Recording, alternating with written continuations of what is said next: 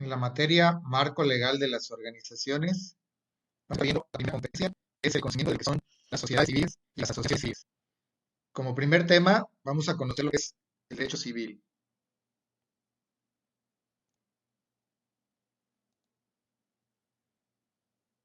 Para conocer las sociedades y asociaciones civiles, debemos empezar por reconocer que son formas de organización, la manera en que las personas se juntan, y esta es una de las cosas que tenemos que estudiar en la materia marco legal de las organizaciones. Este tema puede ser estudiado desde la óptica de la administración, que es una ciencia social, y esto nos va a permitir conocer el origen de las sociedades y asociaciones civiles, cómo son creadas. Y entonces, para entenderlas, el derecho nos va a ser de grande utilidad. Primero debemos entender qué es el derecho.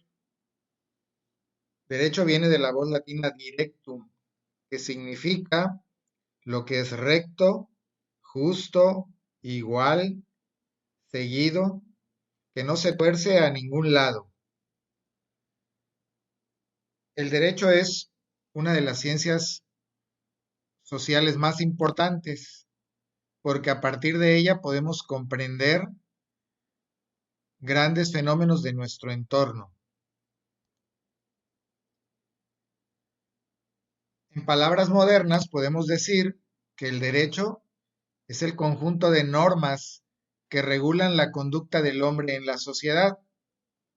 Nosotros, para convivir con los demás seres humanos, necesitamos normas que nos ayuden a comportarnos dentro del grupo social, dándole prioridad al desarrollo de conductas buenas, que se llaman virtudes, y tratando de minimizar o eliminar aquellas conductas malas, nocivas para la sociedad, que se llaman vicios. Va a depender de cada grupo social en la forma de comportamiento de sus integrantes.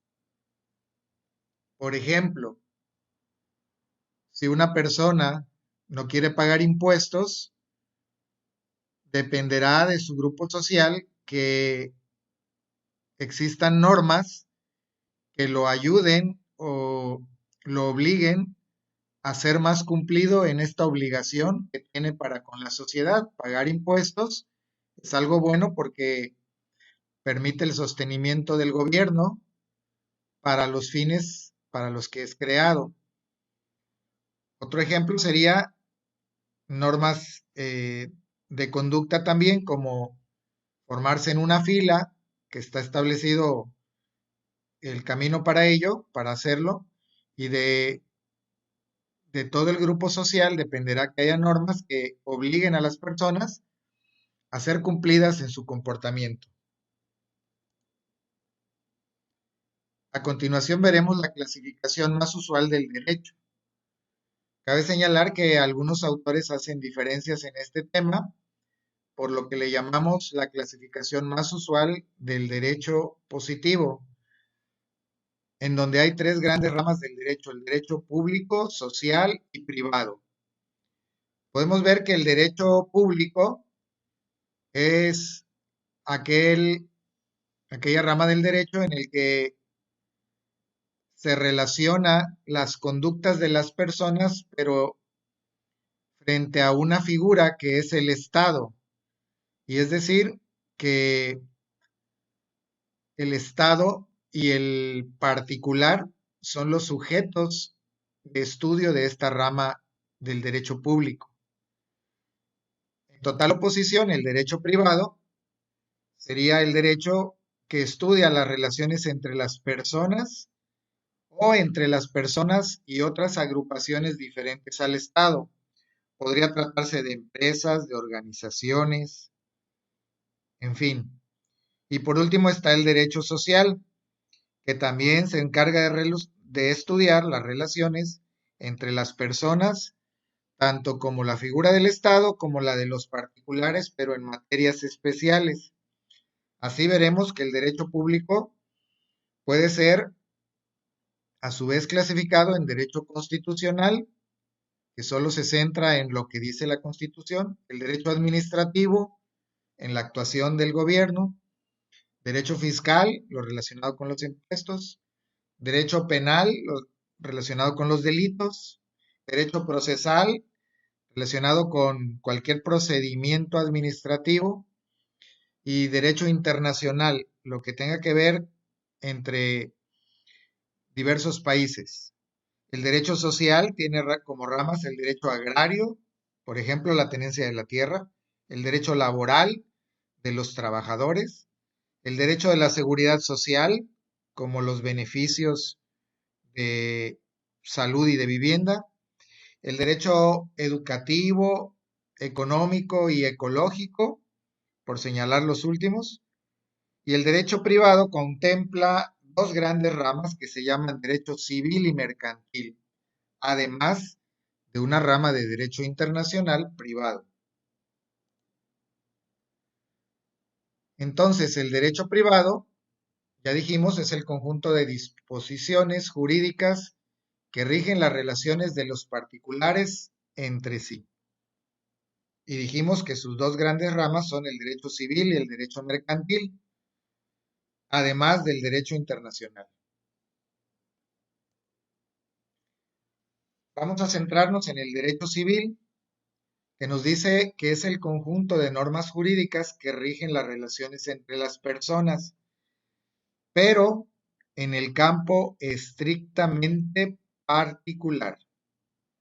Ejemplo, aquellas cosas que están relacionadas con los derechos de la persona para realizar algunos actos de carácter civil como casarse, divorciarse, adoptar o agruparse con otras personas para un fin totalmente lícito, totalmente legal, serán materia de derecho civil. En cambio, aquellas otras cosas que no sean en el campo estrictamente particular, que tengan que ver con las posesiones o con actos de comercio, estarían dentro del derecho mercantil, que aquí todavía no lo vamos a ver. Entonces, las personas, teniendo ese derecho de asociarse con otras, pueden crear entidades de derecho que son diferentes de la persona física y a través de ellas van a poder realizar actividades para las cuales fueron creadas.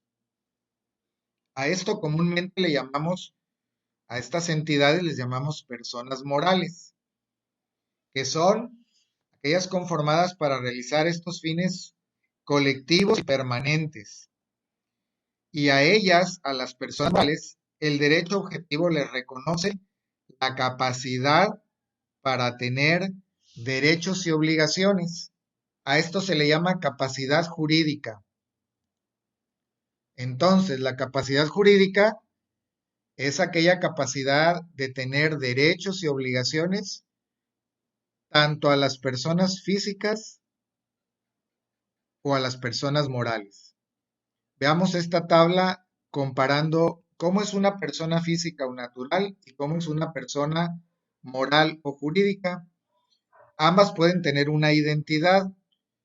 Ejemplo, yo me llamo Daniel Eduardo Paz Pérez. Esa es mi identidad, tengo un nombre.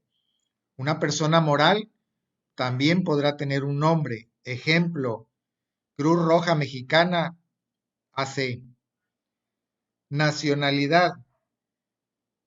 Ambas personas, las personas físicas y morales, pueden tener nacionalidad. Las personas físicas adquieren la nacionalidad por dos maneras, una por nacimiento y otra por naturalización. Ejemplo, un ciudadano extranjero puede venir a México y pedir la nacionalidad mexicana siempre que cumpla los requisitos. Las personas morales, ¿cómo adquieren su nacionalidad? Pues a través de ser creadas en un país. Ejemplo, una compañía es creada en México con las leyes mexicanas su nacionalidad será mexicana. Tercero, las dos personas físicas y morales pueden tener un domicilio. En el caso de la persona física, puede tener dos, un domicilio personal, que es en donde vive, y un domicilio comercial o legal o fiscal, que es donde puede tener un negocio. Las personas morales no tienen un domicilio personal, sí tienen un domicilio que se llama social, que es donde reside la sociedad, y pueden tener uno o más domicilios fiscales, donde estén sus oficinas. Cuarto, fecha de nacimiento. La fecha de nacimiento en una persona física es cuando llegó a este mundo, cuando tuvo vida, y las personas morales, cuando fueron creadas por el método en el que haya sido, por ejemplo, ir ante un notario y firmar un acta, y en ese momento son creadas. ¿Cómo se comprueba el nacimiento de la persona física? A través de un acta de nacimiento, que es un documento que nos dan en el registro civil. ¿Cómo se crea un acta de una persona moral? Pues es un documento que elabora un notario público y que debe llevar un registro especial. Se llama acta constitutiva. 6. Las personas físicas y las personas morales, sin ninguna distinción, pueden tener un patrimonio propio. ¿Qué significa? Que pueden comprar cosas para que sean de su propiedad. Ejemplo, un auto, un edificio, abrir una cuenta bancaria. Todo ese patrimonio lo pueden tener en forma igual las personas físicas y morales. Solamente hay una gran diferencia en la capacidad jurídica de personas físicas y morales. El séptimo punto, las personas físicas pueden tener un estado civil, que solamente son dos, soltero y casado. Una persona viuda vuelve a quedar soltera, por ejemplo. Esa capacidad no la tienen las personas morales. En cambio, las personas morales pueden tener una representación legal y pueden tener varios representantes legales en virtud de que ellas, las personas morales, son un conjunto de personas. Las personas físicas en alguna ocasión pueden tener un representante legal también.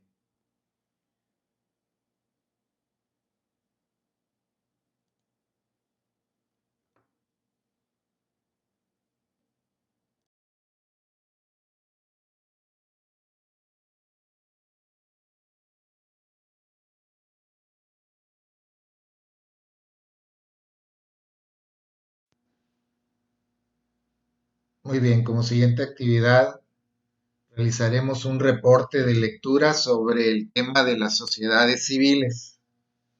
Esta actividad propicia que ustedes conozcan los conceptos y la terminología básica que utiliza el Código Civil para nombrarlas y también que reconozcan el proceso de creación de una sociedad civil a partir del contenido legal recuperado que vamos a poder utilizar en la creación de organizaciones nuevas.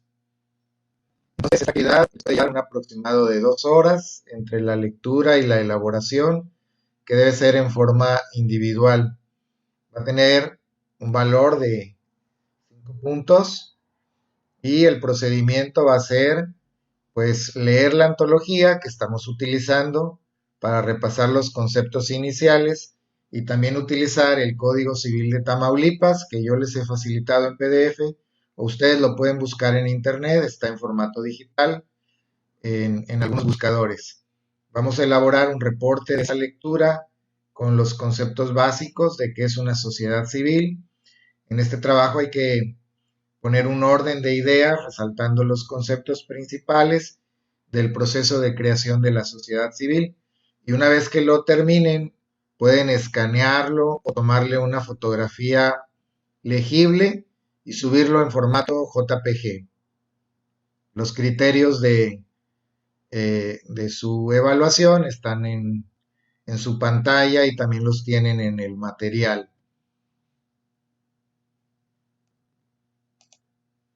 Y pues las referencias bibliográficas son el Código Civil para el estado de Tamaulipas, Ya sabemos que también utilizamos el Código Civil Federal y la Ley General de Sociedades Mercantiles.